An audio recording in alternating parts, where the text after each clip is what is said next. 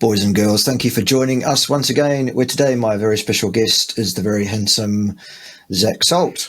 Those of you who were watching the channel yesterday will have seen the interview with the very lovely Mrs. Solt. And so we thought today we'd have a chat to the king of the castle. I don't know. Tell a story. Yeah, Zac has an interesting and varied background. He's ex-military. He's studied psychology to some degree, a degree in psychology, in fact.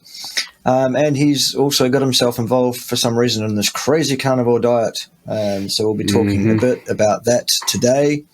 But mainly we'll be talking about some of the stuff that's going on out there in the world at the moment, which seems to be quite problematic in terms of, well, food security, supply issues, those kind of things. That's something that Zac's been keeping his eye on. But before we get into that, Zac, tell us all about the Facebook group.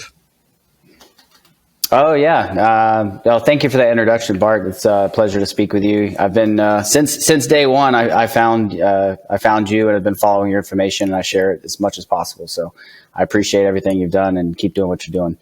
Awesome. Thank you. Yeah. So yeah, for sure. So me and my wife did start a Facebook group called Carnivore, Harder, Happier, Healthier. And that's based on, just kind of, the harder is just, in general, it seems like human beings have kind of gone down the wrong road. We've gotten pretty soft. We've gotten away from our ancestral diet. We've gotten, and that's caused a lot of health problems. It's also caused a lot of, psychological problems. So harder, happier, healthier is just a motto, and just kind of like, what we strive for. There might be a few sexual innuendos in there. I don't know, but I'm sure there's one or two. Good. I do love a double entendre myself. There you go. Yeah. But and the whole thing there is we're not. Everybody's kind of at a different spot. We're trying to meet everybody where they're at. Some of the Facebook groups are pretty, dogmatic with their beliefs and stuff. So I don't really believe in telling people what to do. I believe in showing them and leading by example and showing them with results, which is what I do. So I say, hey, this is what I do. This is the result I've had. This might work for you. But I don't think that in general people like to be told what to do, right? So I certainly don't. I'm definitely one of those that I'm unmanageable, basically. That's one of the reasons I have to work for myself, I guess, rather than try and work for anybody else these days. Fair play. Well, all right, so let's dive into it. This crazy carnivore diet, how did you come across it in the first place? What was it that led you to that? What issues have you resolved? Tell us all about that, sort of broadly. Yeah, I mean, my story wasn't actually that pretty. I actually kind of fell into a pretty dark place in my life. I don't want to say I was addicted to drugs, but I was using recreational drugs pretty heavily, a lot of uppers and things like that. So I had also kind of fallen into a realm of drinking a ton of alcohol. And when you're in that kind of space, you tend to make bad choices with food. So I got to a point where emotionally I was kind of a wreck, and physically I was a wreck.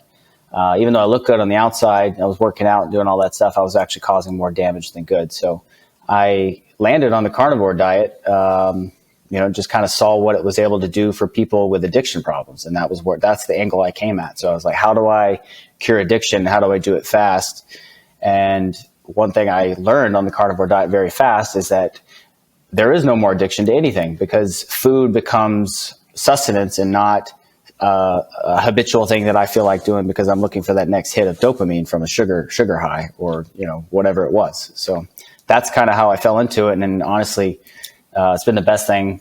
It's turned my whole family around. My kids are extremely healthy. My wife is now, carnivore. She was a naturopath, and, for them, it's like vegetables. And now, she saw, and that was the thing. When I first started it, she said, "Oh, you're crazy. I don't know what you're doing. You're going to, but she was also desperate for me in the sense of she wanted me to find something that was going to fix that, my problem. So, and it happened to do it very fast and effectively. Health turned around really quick. And she saw what it was doing for me, and she was like, "Man, I'm gonna do it too." And now we're both on this train. So awesome. Yeah. And what about the kiddies? What are they eating? Oh man, so my oldest daughter, she's 4. Her name's Zoe. She's she still has a little bit of a sweet tooth because she's 4 and she was introduced to carbohydrates and things like that. So, but we're doing really well with getting her off of that. So now it's she may ask for fruit here and there, but in our house it's just meat and fruit. They eat meat with me every day for lunch. I usually don't, and I feed them eggs for breakfast. So we do eggs. No dairy, and my son Zen, who's almost 2, has never had carbohydrates and never had potatoes or rice or anything like that, or vegetables. And this kid will pick meat over anything else. As a matter of fact, I have a funny story. My wife was cutting up strawberries for Zoe, and whenever one kid gets one, you give some to the other. And I had some ribs that I was pulling off of the smoker, and I was cutting pieces of it off and giving it to Sabrina. And Zen had a little bowl of strawberries, and I said, "Hey, Zen, do you want some meat?" He literally threw his bowl of strawberries down, spit the strawberry out of his mouth to eat the meat. Which, if that doesn't show that at 2 years old, he knows that he's a carnivore, what does it, right? He doesn't know any better, but he knew that strawberries were garbage and he didn't want them. He wanted the meat, So it's kind of a cool anecdote. Awesome. Yeah. I think it is hardwired. There is an instinct in humans just as much as there is in animals as to what they should eat. I mean, when you think about it, kids have to be really trained to eat plant materials. You have to make them. You have to force them. You have to say, you will not leave the table until, you can't have any dessert until, all this kind of stuff. Kids know. Yeah. You have to teach them to do the wrong thing.